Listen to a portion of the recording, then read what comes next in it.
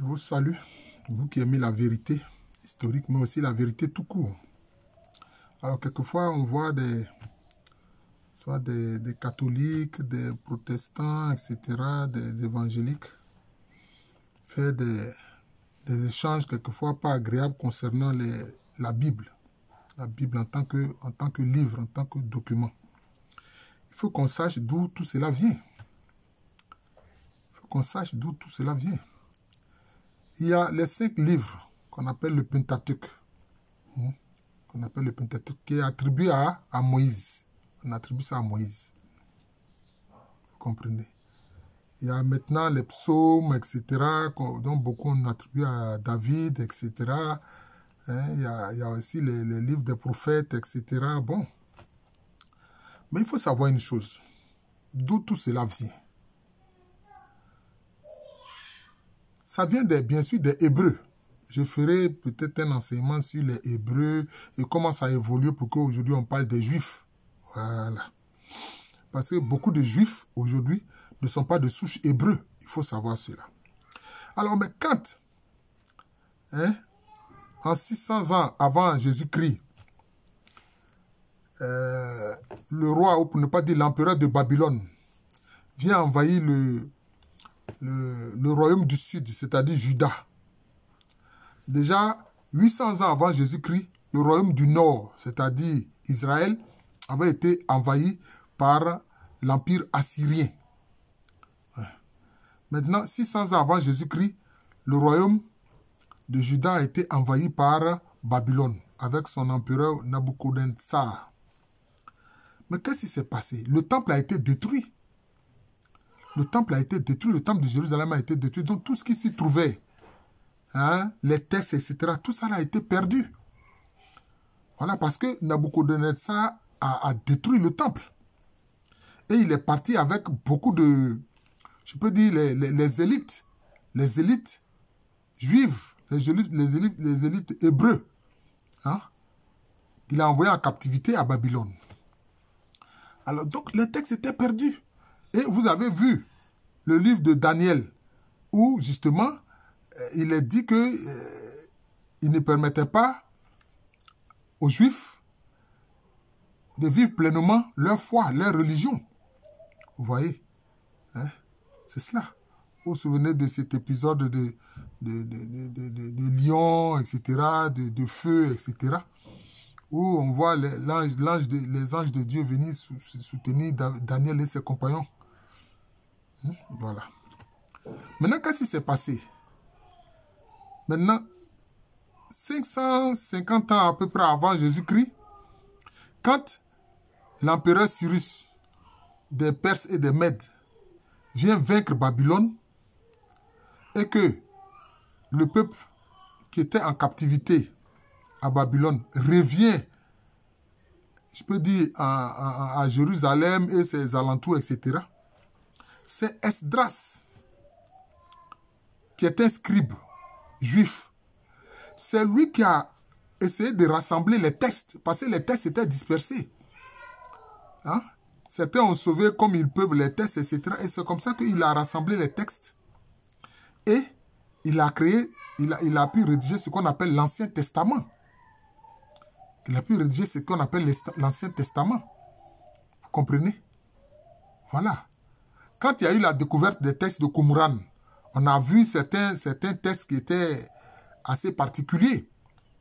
D'autres éléments qui n'étaient plus dans la Bible, c'est-à-dire l'Ancien Testament tel que c'est utilisé. Voilà. Mais c'est Esdras qui a essayé de rassembler les textes comme il a pu. Regardez par exemple le 2e livre de Samuel. C'est attribué à Samuel, mais déjà Samuel était en fait mort. Samuel n'était plus vivant, mais le 2e livre de Samuel, c'est attribué à Samuel. C'est une absurdité, mais pourtant, c'est dans la Bible. En tout cas, c'est ce que Esdras a fait. Maintenant, quand il y a les évangiles, quand le Seigneur Jésus-Christ s'incarne, vient sur terre, et puis il accomplit son œuvre, jusqu'à son ascension. Mais les évangiles, les 4 évangiles, notamment il y a les 3 évangiles synoptiques, c'est-à-dire l'évangile de Matthieu, de Marc et de Luc. Et puis maintenant, il y a l'évangile vraiment à part de Jean l'évangéliste. Mais il faut comprendre, comme je dis, la traduction des races, là, c'était en hébreu. Hein? Donc l'Ancien Testament, là, tel que ça a été fait par Esdras, c'est en hébreu. Et c'est en hébreu. Voilà. Maintenant, les évangiles étaient en quoi? Soit en araméen, la langue que parlait Jésus, et puis en grec ancien. C'est dans ça, les évangiles sont soit en araméen, rédigés en araméen, ou en grec ancien. Vous comprenez? Mais, pour que ça vienne à nous, il a fallu vraiment une traduction totalement en grec ancien qu'on appelle la Septante. C'est ce qu'on appelle la Septante. Voilà. Et puis maintenant, à partir de la Septante, maintenant, il y a eu la traduction en latin. C'est ce qu'on appelle la Vulgate. C'est ce qu'on appelle la Vulgate. Vous comprenez? C'est ce qu'on appelle la Vulgate. Et les évangéliques, les protestants, etc., eux, ils utilisent notamment la traduction faite par Louis II. Par Louis II. Et les catholiques utilisent soit la Bible de Jérusalem, c'est ce qu'on appelle la Bible de Jérusalem. Maintenant, catholiques et protestants et évangéliques se sont mis ensemble et puis ils ont fait la Tob, qui est la traduction écuménique de la Bible. Écuménique, c'est-à-dire qu'ils se sont tous mis ensemble pour faire. Mais il faut savoir une chose. Les Éthiopiens, l'église éthiopienne, eux aussi, ils sont convertis à Christ il y a longtemps, dès le début. Ils se sont convertis dès le début. Eux, leur Bible est écrite dans une langue qu'on appelle le Guerzi, ou bien le Gerz. Vous comprenez? C'est ça. Et à l'intérieur, il y a par exemple des livres qu'eux, ils utilisent qui n'est pas considéré comme canonique par les catholiques comme les protestants. Par exemple, c'est le livre d'Enoch. Le livre d'Enoch n'est pas dans la Vulgate ni la Septante, ni dans les traditions écuméniques de la Bible, ni dans la Bible de Jérusalem, ni dans la tradition de Louis II. Alors que pour les chrétiens d'Éthiopie, le livre d'Enoch est important. Hein? Le livre d'Enoch est important. Vous comprenez? Donc, il faut comprendre qu'à partir de ce moment-là, bon, certaines autorités de l'Église ont pris l'autorité d'écarter le livre d'Enoch. Vous voyez, d'écarter le livre d'Enoch. Or, on sait que Enoch, c'est quelqu'un aussi qui a marché selon, je peux dire, la volonté du Seigneur et qui a été élevé au ciel. Voilà. Il a été élevé au ciel. Voilà. C'est ça. Je crois que Enoch, tout comme Élie, n'ont pas connu la mort sur terre. Mais le Seigneur les a pris et les a amenés avec lui. Enfin, il les a amenés, je peux dire, au ciel, dans son domaine. Vous voyez? Donc, c'est cela. Donc, il faut comprendre une chose. Voilà ce que ces tests-là que nous avons. Voilà comment est-ce que ça a évolué. C'est ce que je vais expliquer. Voilà comment ça a évolué. Voilà. Alors, quelquefois, quand les gens ils prennent les choses quelquefois à la lettre, etc., bon, il faut demander à ce que le Saint-Esprit nous inspire.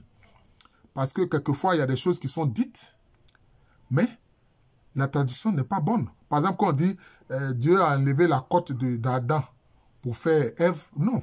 La traduction en hébreu, c'est pas ça, on dit il a pris à côté. Il a créé Ève à côté d'Adam. C'est ce qui est dit.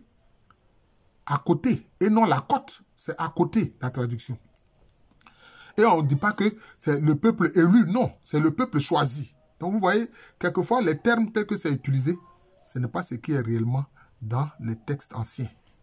Voilà. Donc, chaque fois, il faut que nous demandions à l'Esprit Saint de nous inspirer pour que nous ayons une bonne compréhension des Écritures. C'est ça qui compte. Mais la foi, il faut comprendre, c'est un don du Saint-Esprit. Hein. Ce n'est pas le fait de lire le texte et utiliser ton intelligence humaine. Non, non, non. C'est le Saint-Esprit qui fait comprendre les textes et la parole de Dieu. Voilà.